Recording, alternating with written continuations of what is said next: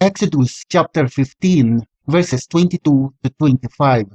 Then Moses led Israel from the Red Sea, and they went into the Desert of Shur.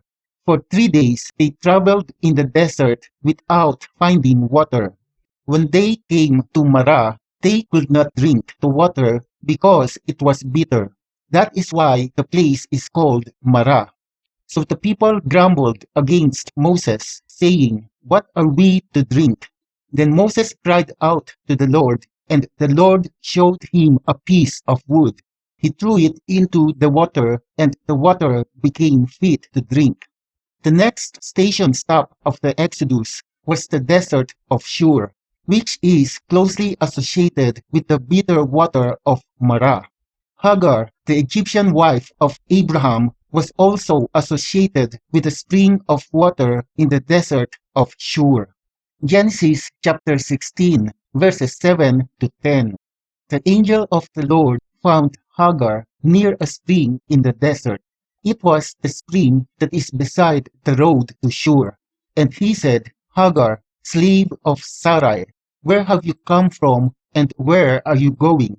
"I'm running away from my mistress Sarai," she answered.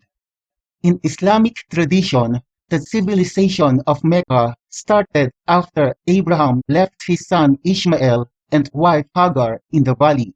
When their provisions were exhausted, Hagar eventually ran out of food and water and could no longer breastfeed Ishmael. She thus ran back and forth 7 times between 2 small hills named Safa and Marwah, hoping to find water. Angel Gabriel came to their aid, and a spring of water appeared from the ground. The well was named Zamzam, and the journey back and forth between Safa and Marwah was made a ritual during Hajj. I believe the Islamic Marwah is one and the same as the biblical Marah, where a formerly bitter water, now known as Zamzam, flowed. Both Marwah and the well of Zamzam are located in Mecca near the Kaaba.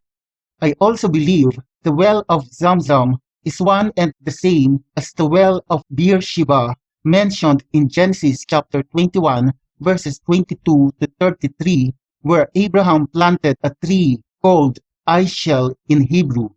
The piece of wood of this dead tree was what Moses threw in Marah to remove its bitterness.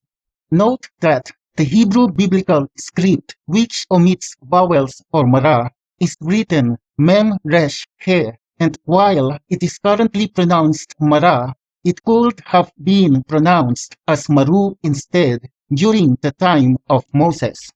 The Arabic Quranic script for Marwah, which also omits vowels, is written Mim Ra Waw Ha. However, Waw can be pronounced as the vowel U if a vowel marking called Dhamma appears above the preceding consonant.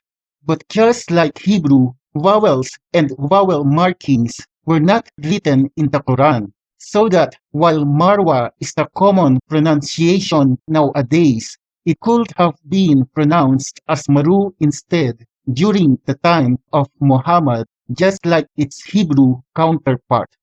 Jeddah is the principal gateway coming from the Red Sea to Mecca, the holiest city in Islam, just 65 kilometers to the southeast. Now 2 locations of intermountain dune fields east and southeast of Jeddah were identified.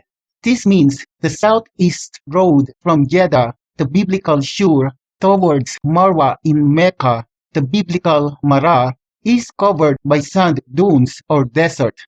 And according to Exodus chapter 15, verses 22 to 25, it took the Israelites 3 days' journey to traverse the 65 kilometers desert of Shur or Jeddah, which I think is a reasonable pace.